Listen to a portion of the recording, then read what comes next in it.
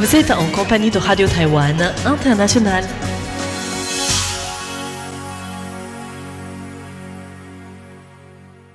Bonjour et bienvenue en compagnie du service français de Radio Taïwan International. C'est François-Xavier Boulet pour vous accueillir et vous présenter le programme de ce jeudi 9 octobre.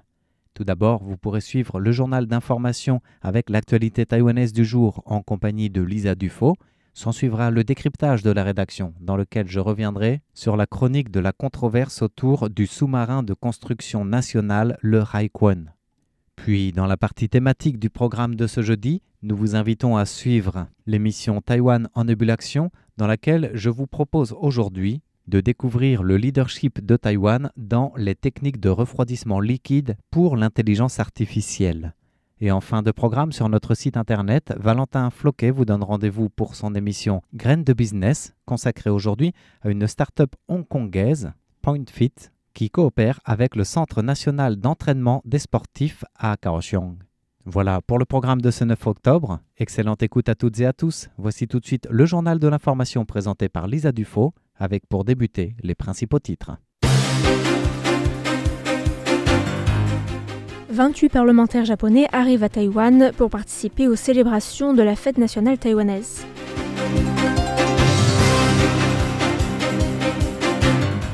Les juges constitutionnels divisés sur la légalité des avis rendus depuis le nouveau quorum adopté en décembre 2024.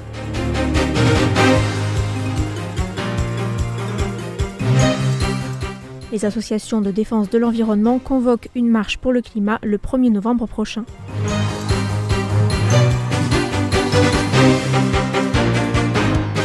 Bonjour à tous et bienvenue sur l'antenne française de Radio Taïwan International.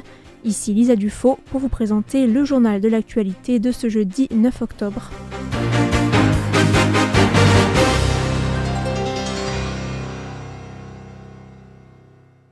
À la veille de la fête nationale taïwanaise dite du double 10, une délégation de 28 membres de la Diète, le Parlement japonais, est arrivée aujourd'hui à Taïwan pour participer à la parade qui sera organisée demain au palais présidentiel à Taipei.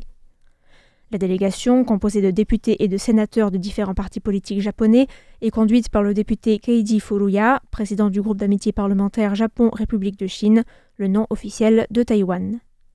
Outre la cérémonie officielle de la fête nationale, les parlementaires japonais doivent aussi rencontrer le président du yuan législatif, Han Kuo-yu, et d'autres membres du Parlement taïwanais, mais aussi le président de l'association de la Taiwan-Japan Relations Associations, l'agence gouvernementale taïwanaise dont dépend le bureau de représentation économique et commerciale de Taipei au Japon, et enfin effectuer une visite du Taiwan Fact-Check Center. Les juges constitutionnels sont divisés sur la légalité des avis rendus par les 8 juges siégeant actuellement à la Cour constitutionnelle. L'adoption en décembre 2024 d'un amendement à la loi sur la procédure de la Cour constitutionnelle est venue fixer à 10 le nombre de juges nécessaires pour rendre des avis. 3 juges constitutionnels ont publié hier un communiqué affirmant que le quorum n'était pas atteint et que la Cour constitutionnelle devait donc cesser de rendre des avis et d'autres décisions de justice jusqu'à ce que les sièges vacants soient de nouveau occupés. Le communiqué insiste sur le fait que c'est la Constitution qui définit l'existence de la Cour, mais que son fonctionnement dépend de la loi sur la procédure de la Cour constitutionnelle, adoptée et modifiée par le Parlement. 4 autres juges constitutionnels ont affirmé le 19 septembre dernier que l'autorité de la Cour pour interpréter la Constitution émanait directement de la Constitution elle-même et ne devait pas être limitée par la législation adoptée par le Parlement.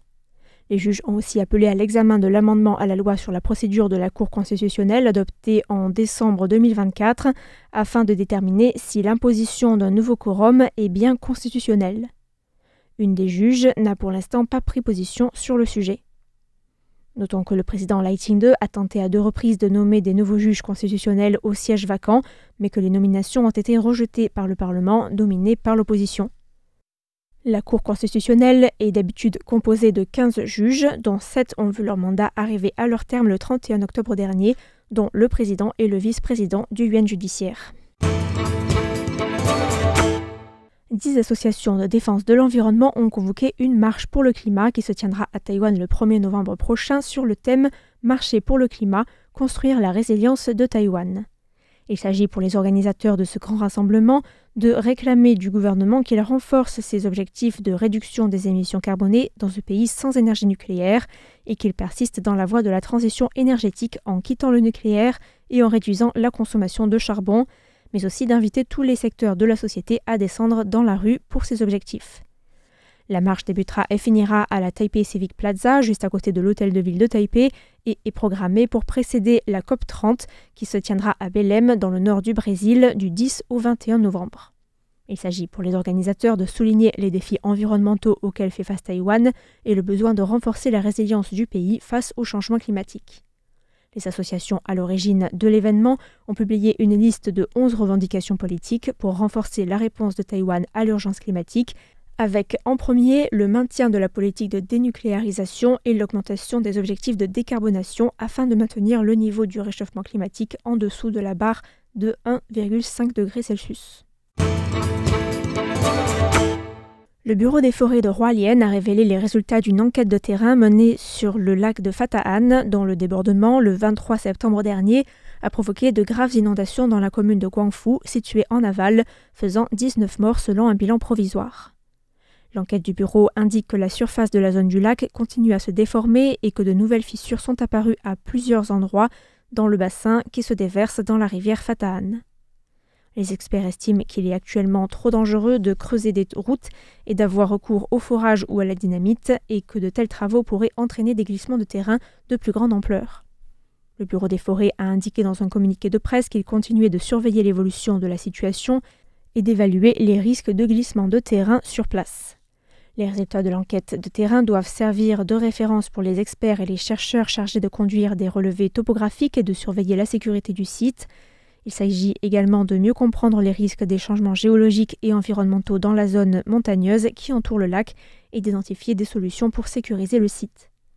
Notons que l'accès au lac reste très difficile pour les équipes d'experts qui doivent avoir recours à des cordes, des coupes-herbes et des pioches pour se rendre sur les lieux. La photographie aérienne est aussi largement utilisée pour évaluer les risques liés au terrain et enregistrer les effondrements et les changements hydrologiques dans le lac. Le ministère de la Défense a publié aujourd'hui son rapport 2025 sur la défense nationale avec pour thème « Une armée agile et résiliente pour défendre le pays avec fermeté ». Le rapport reprend le concept de 4 piliers de la paix du président Lai Ching-te et évoque également le soutien de l'armée aux autorités locales dans la gestion des catastrophes, ainsi que la politique de prise en charge améliorée des militaires et de leurs familles. Il est aussi question, dans le rapport 2025, d'une possible restructuration organisationnelle en réponse à l'évolution des menaces. Le directeur de la division de l'organisation et de l'équipement au sein du bureau de la planification de la guerre du ministère de la Défense, Zhang Zhiwei, a parlé d'ajustements progressifs en fonction de la situation régionale et des menaces ennemies, et notamment de remplacement d'une certaine partie du personnel militaire par la technologie. Nous procéderons à une réorganisation structurelle minutieuse selon les principes du remplacement des effectifs par la technologie et du remplacement des forces traditionnelles par la puissance de feu. Nous modifierons aussi la structure des forces de combat principales, que ce soit de l'armée de garnison ou de l'armée de réserve, en tenant compte du recrutement et de l'acquisition de nouveaux armements et équipements. Nous espérons ainsi optimiser l'efficacité des effectifs existants grâce à une structure renouvelée.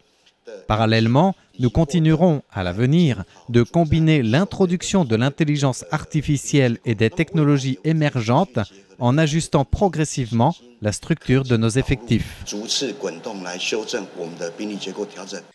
Le rapport met également l'accent sur le renforcement nécessaire de la résilience de l'ensemble de la société civile. Il est disponible dans sa version en mandarin seulement sur le site du ministère de la Défense.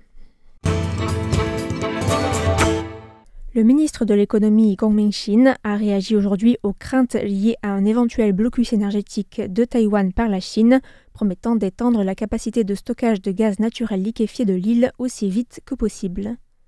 Les propos du ministre de l'économie font suite à un article publié récemment par le Wall Street Journal, dans lequel on peut lire que la Chine pourrait pousser Taïwan vers une situation de pénurie totale en conduisant un blocus de l'île, dont 97% de l'énergie dépend des importations par voie maritime. Le quotidien américain évoque des simulations menées par le Center for Strategic Studies, un groupe de réflexion basé à Washington, qui ont montré qu'en cas de blocus, les réserves de Taïwan en gaz naturel liquéfié seraient épuisées en moins de 2 semaines. Un délai qui passe à 7 semaines pour les réserves de charbon.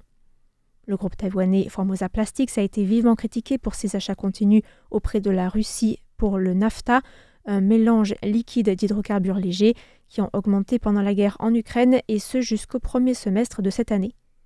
Le ministre de l'économie a déclaré aujourd'hui que le contrat de Formosa Plastics allait arriver à expiration et qu'après discussion, l'entreprise taïwanaise avait accepté de ne plus acheter de NAFTA russe.